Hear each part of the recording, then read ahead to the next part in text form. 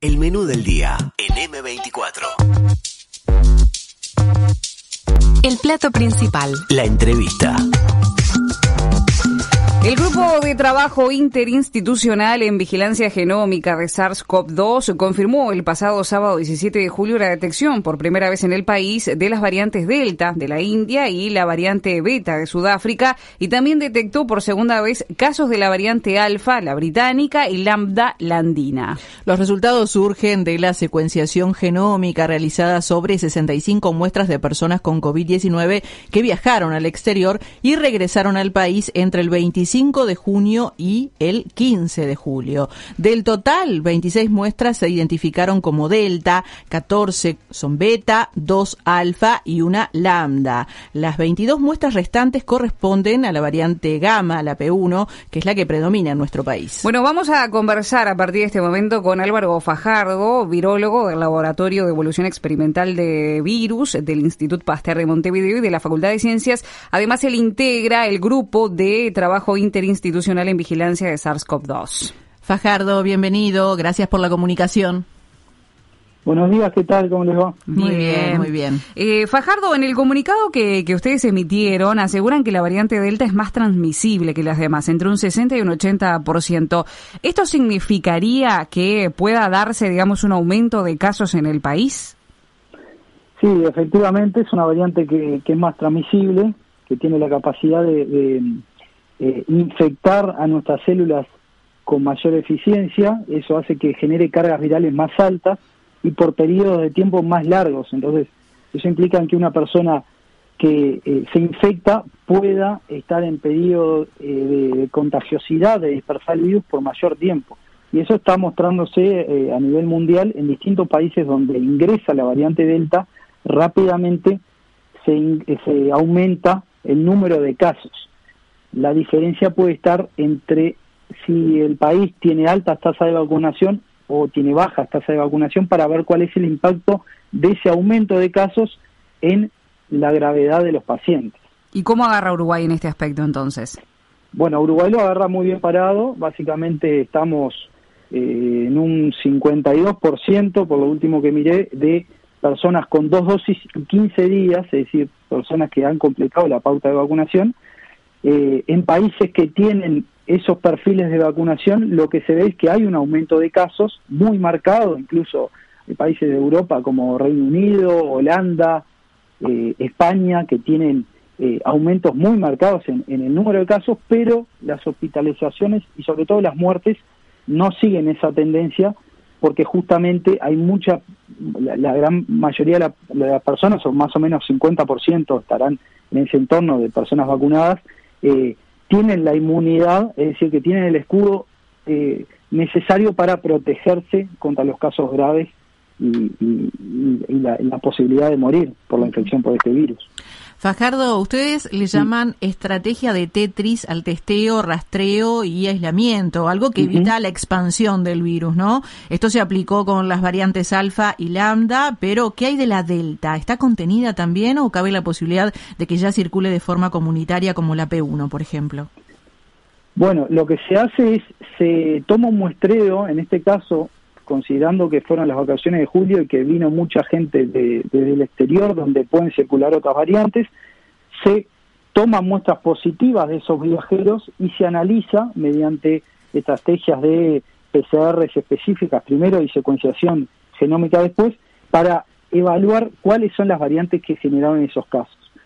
Eso se hace con el objetivo de poder contener un posible foco antes que se disperse. Es decir, una persona vino con síntomas del exterior o está en el periodo de incubación, se aísla, se toma esa muestra positiva, se evalúa cuál es la variante que es responsable de esa infección, y en caso de que sea una de estas variantes, se toma todavía mayor precaución de que tome las medidas de aislamiento estricto para que no se disperse ese virus, porque básicamente la dispersión de Delta implicaría un rebote de alguna manera en el aumento de casos, en la tendencia que estamos viendo hasta ahora, que es la disminución de casos, de muertes de personas en CTI. podría llegar a haber un rebote a partir de la entrada y la dispersión de la Delta. Bueno, la entrada la identificamos.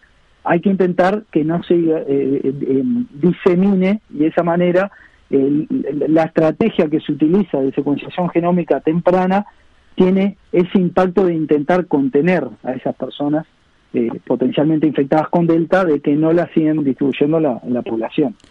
Ahora, muchas de estas personas que viajaron al exterior son menores de edad, son niños o adolescentes. ¿Qué pasa con los niños que no están vacunados, por ejemplo, con estas variantes? Bueno, para ser más general todavía, el principal riesgo de la variante Delta es para las personas no vacunadas. Hay reportes en Escocia, por ejemplo, que indican que hay el doble de riesgo de hospitalización en personas no vacunadas. Dentro de ese grupo tenemos a los niños y a los adolescentes, que hasta el momento, incluso los adolescentes, por más que se está aplicando la vacuna, no han completado esa pauta completa con 2 dosis y 15 días. Bueno, y los menores de 12 años todavía no hay vacunas habilitadas para ellos. Entonces, sin dudas que son dos grupos etarios que son en este momento mirados con mayor atención, porque son los que están no inmunizados en mayor medida en este momento. Entonces, lo importante en este momento es considerar que las vacunas siguen siendo altamente efectivas para evitar la enfermedad severa y la mortalidad, cualquiera sea la vacuna que nos refiramos.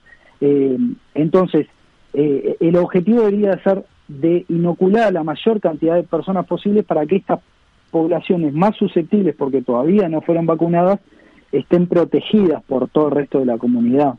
¿Qué va a pasar, Fajardo, con la variante P1, que es la predominante en la actualidad? Por ejemplo, ¿conviven las dos variantes, o sea, la Delta y la P1, o termina, por ejemplo, una siendo más fuerte que la otra? ¿Cómo es el mecanismo? Y a esto le sumo la consulta de si se puede uno contagiar de dos tipos de variantes distintas al mismo tiempo. Ahí está. Bueno, es una interrogante que tenemos. Hay varias interrogantes en este momento, porque Uruguay tiene altas tasas de vacunación, pero principalmente con una vacuna como Sinovac, que no hay muchos reportes a nivel mundial de cuál es el nivel de protección contra la variante Delta, porque básicamente los estudios se realizan, o las vacunas que se inoculan en el hemisferio norte son AstraZeneca, Pfizer, Moderna, Johnson & Johnson, y no Sinovac, que se aplica principalmente en el hemisferio sur o en el sudeste asiático. Otra particularidad que tiene Uruguay es que es un país con prácticamente 100% de circulación de la variante P1. Entonces hay que ver cómo conviven esas dos variantes y cuál le gana a cuál, de alguna manera. Lo que es esperable por los niveles de transmisibilidad que tienen, hay reportes que indicarían que la variante Delta es un 50-60% más transmisible que la P1, que la Gamma. Entonces, sería esperable que en una competencia entre ambas predomine la Delta. Y eventualmente pueden darse reinfecciones. Eso es una de las particularidades que tienen las variantes de preocupación, sea principalmente Beta, Gamma y Delta, que son la sudafricana, la brasilera y la india. Tienen mutaciones que le permiten eludir parcialmente la neutralización por anticuerpos. Eso quiere decir que personas que están vacunadas o que fueron infectadas previamente, los anticuerpos neutralizantes que generan pueden no ser tan efectivos para impedir la infección por este virus, por ejemplo contra el Delta. La cuestión es que eso puede repercutir en las infecciones sintomáticas y en la enfermedad leve. De ninguna manera tendemos a pensar, por los datos epidemiológicos que hay al respecto en países vacunados con Sinovac, que no debería haber un movimiento en la aguja en el aumento de hospitalizaciones y de muertes. Esto principalmente hay estudios en Tailandia, en Filipinas, en Indonesia, en Singapur, en países del sudeste asiático, que en gran parte de ellos hay un aumento exponencial y números muy altos de casos, récord en este momento, y donde se está viendo que, por ejemplo, personal de salud infectado con la variante Delta puede infectarse, lógicamente, pero en general son asintomáticos o tienen síntomas leves, y en muy contados casos puede dar lugar a casos graves y muerte. Entonces, tenderíamos a pensar que la dispersión de Delta en Uruguay va a tener un efecto en el aumento de casos, pero no en la mortalidad y en los casos graves. Fajardo, hablando de la eficacia de las vacunas, ¿no? Según un estudio en Chile, la inmunización de la vacuna Coronavac duraría unos 6 meses. ¿Esto está confirmado? ¿Esto es así? ¿Nos van a revacunar a los 6 meses? Y por otra parte, no me quedó muy claro el tema de la vacunación en niños. ¿Está estudio? ¿Cuándo comenzaría esto? Bueno, sí, hay varios reportes a nivel de estudios in vitro, como este que comentabas en Chile, o hay otro en Tailandia, que básicamente lo que buscan es el nivel de anticuerpos neutralizantes que generamos por medio de la vacunación con Sinovac.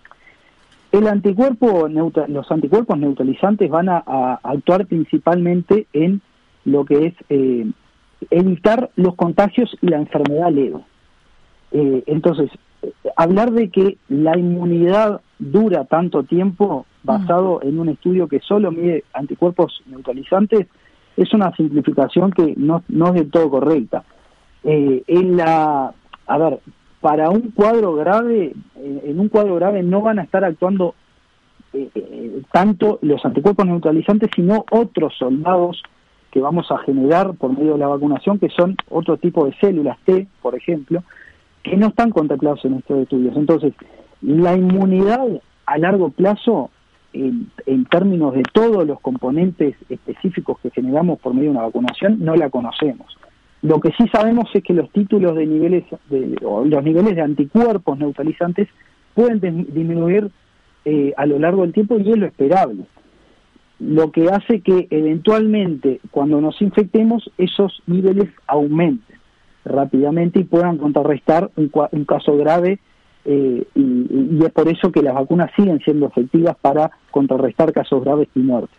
Y por otra parte, lo que me comentaba de los niños está bajo estudio. Menores de 12 años, básicamente, no es lo mismo un niño de 11 años que uno de 6 meses. Entonces, en algunos ensayos clínicos, por ejemplo de Pfizer y Moderna, se dividen en 3 grupos etarios, de 6 meses a 2 años, de 2 años a 5, de 5 a 11, y se evalúa en cada uno de esos grupos cuál es la dosis y cuántas dosis serían necesarias para llegar a inmunizar a esos niños.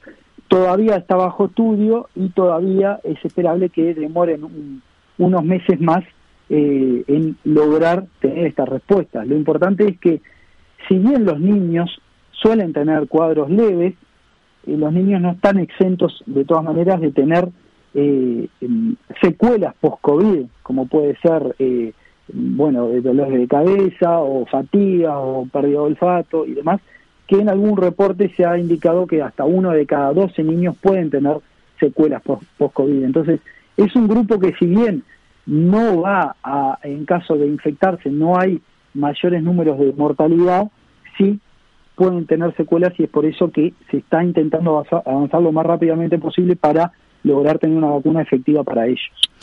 Fajardo, hablemos del comportamiento de este tipo de virus. Por ejemplo, yo soy una persona que tiene las 2 dosis ya de la vacuna. Si yo me infecto ahora y este virus entra y reconoce cierta información que yo tengo de inmunidad, ¿puede generar que, él capte esa información y mute, varíe y se haga mejor de alguna forma, y por ende termine como resultado que sea inmune a las vacunas que se están dando? Esto imaginándolo a nivel global, ¿no? Pero ¿se puede pasar que estos virus sean completamente inmunes a las vacunas? Ahí está. Bueno, capaz que la pregunta va por el lado de: ¿puede el virus eventualmente con población vacunada lograr estrategias para eludir la vacunación? Ahí está. Y evidentemente puede ir parte de la evolución. El virus va infectando una población que lo va restringiendo de alguna manera y va generando mutaciones para intentar escapar a estas presiones selectivas que le vamos dando, sea por el sistema inmune, sea por vacunación, por antivirales, por lo que sea. Entonces, es esperable que este virus conviva con nosotros por un tiempo más prolongado. No lo vamos a erradicar, eso desde ya. No va a ser posible erradicarlo en el corto tiempo a este virus. Es decir que básicamente tenderíamos a pensar que A ver, ¿cuál es la lógica de la vacunación? Inicialmente este virus emergió y ninguno de nosotros teníamos inmunidad generada específica para combatirlo. Tenemos dos formas de generar esa inmunidad. Una que es la peligrosa, que es infectarnos naturalmente. Sabemos que uno o dos de cada 100 personas que se infectaban previo a la vacunación morían y varios más iban a tener secuelas de diversos tipos. Y el atajo que intentamos dar con la vacuna es decirle a nuestro sistema inmune: genera estrategias específicas para combatir a este virus, para que el día de mañana cuando lo veas puedas contrarrestarlo bien. Y básicamente esa es la estrategia que estamos intentando seguir, aumentar la mayor cantidad de población posible con 2 dosis de la vacuna que sea, para lograr que haya más personas inmunes a casos graves y muertes, y de esa manera ir conteniendo los niveles de circulación de este virus. Es esperable que a futuro surjan nuevas variantes por estas restricciones que le damos por parte del sistema inmune de personas vacunadas, por ejemplo, pero por la propia evolución. El virus va mutando y va generando distintas formas de escapar a esas presiones selectivas. Ahora, es poco esperable que surja una variante para la cual las vacunas que nos estamos administrando no sean efectivas para impedir enfermedad grave y muerte. Sí pueden surgir variantes, y lo hacen todo el tiempo, y estas, alfa, beta, gamma, delta, son casos de ellos.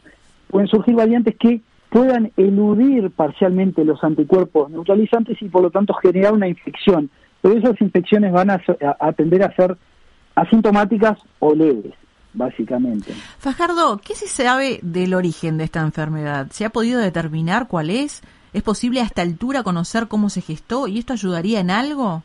¿En inmunizarnos, por ejemplo? Es claro que la emergencia de virus, como lo es este virus, de casos de zoonosis, de virus que circulan en diferentes especies y logran saltar especies para llegar al humano, y se da naturalmente.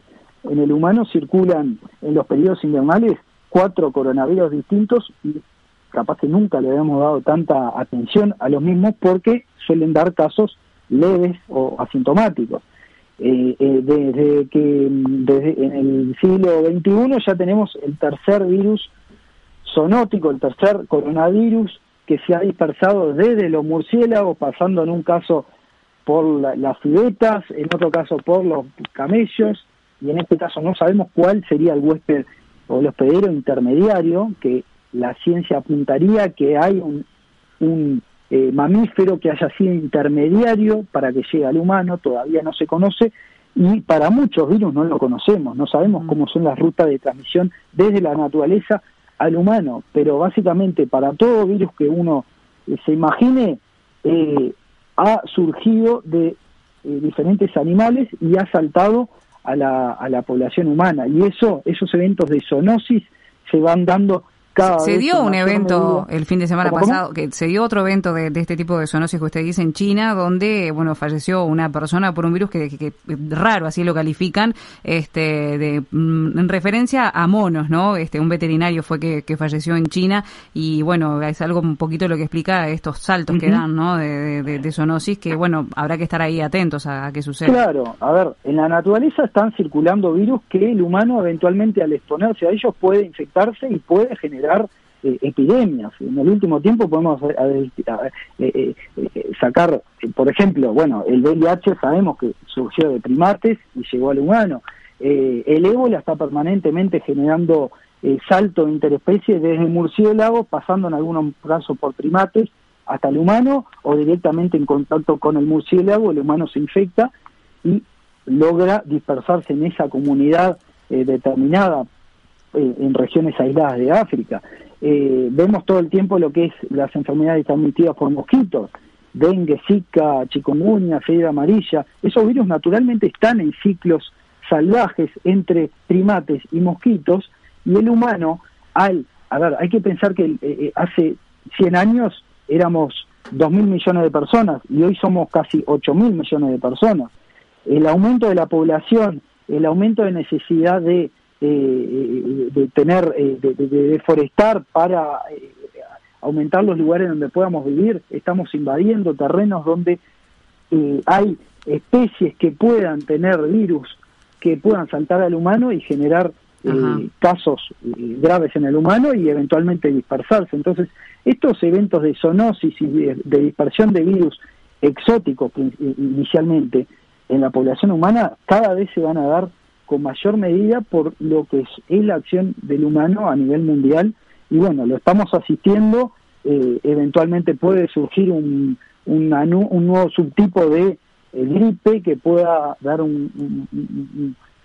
una dispersión de gripe pandémica.